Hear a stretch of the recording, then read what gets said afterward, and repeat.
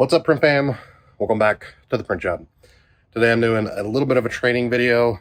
One, to have it as a record, but two, to just show you guys how we do stuff. We're going to get a job set up to run on the CO2 gantry laser using LightBurn. So let me walk you through the steps. You can see how I do it. If you have any suggestions, I'm open to them. If not, hope you learned something. We've got the laser here. We've got the 3 switches on the side. We don't ever use the water pump since I have a chiller. So first thing I always do is turn the power switch on. It's going to move the head over to the end, and the wheels are going to keep spinning until, don't know if you'll be able to see it, you hit escape. So we'll click escape. Everything stops and is ready to set up the tumbler. Now the jig, in my case, we just have to make sure it's up against the honeybed wall there. So basically, all the way up. From here, you need to get the tumbler of choice, put it on, and adjust the high burn rotary to be set up correctly. Basically, you undo this screw, you, I guess, loosen it so that you can move it over, and then you twist this up or down to set the levelness. So let me at least get a tumbler on, and then I'll show you how I level it. Now that we have the tumbler on and this at least move over in place, again, make sure that this screw is tightened. I like to use, well, I don't like to, you use the arrow keys to move the head of the laser on this part of the tumbler. I have a guide that lets me know the height, so we can see that it is too high. So the first part we need to do is lower the bed, which is this. So we're going to lower the bed until that is snug. So we want to be able to slip it in and out without there being too much friction. Once we have that, we want to move the head to the other part of the laser, or the other part of the tumbler that we want to engrave. So in this case, we would do the same thing.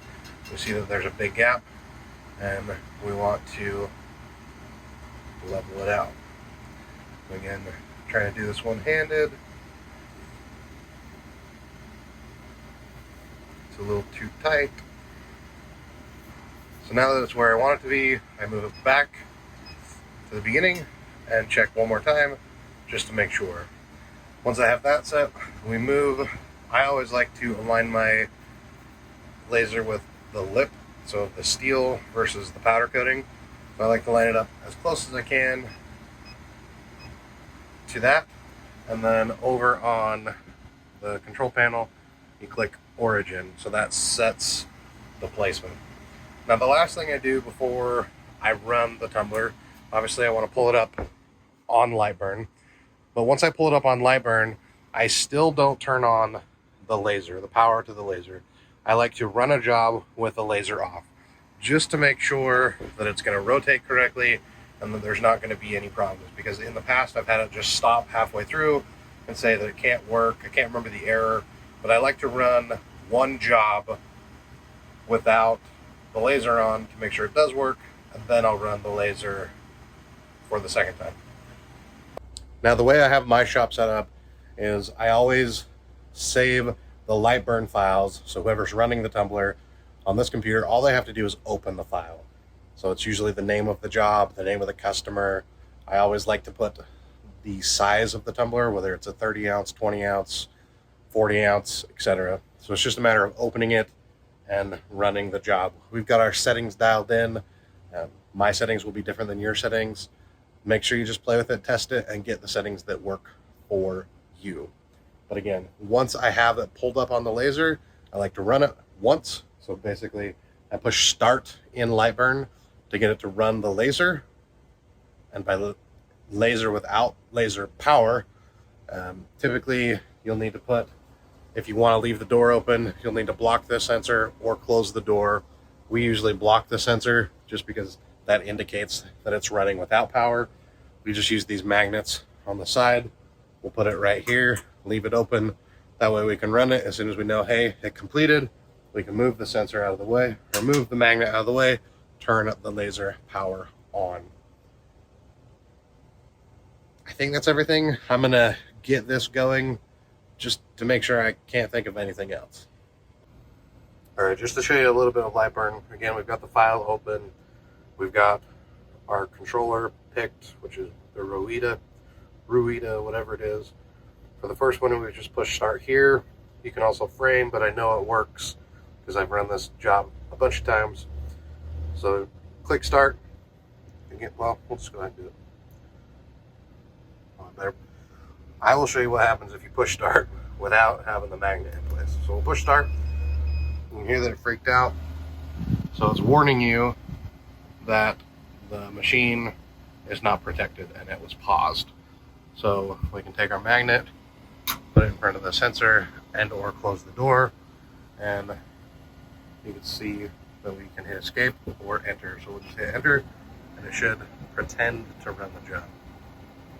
Again, once this is done and we know it works, we'll turn the laser power on to finish running the job.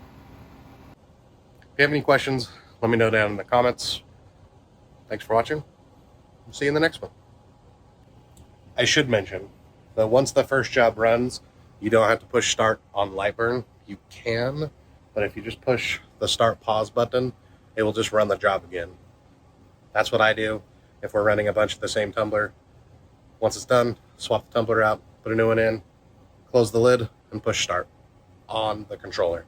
It'll just run the job again. It puts it into memory. Once you turn the computer, or once you turn the laser off, it's no longer in memory. While editing this video, I realized I did not do as good of a job as I should have for a training video. I am going to release this video as is, so you guys can get a glimpse of how I do it, but subscribe to my second channel and I will put a more detailed step-by-step version of how I operate the laser, because the way that I did this assumes you know things that you may not know if you work for me.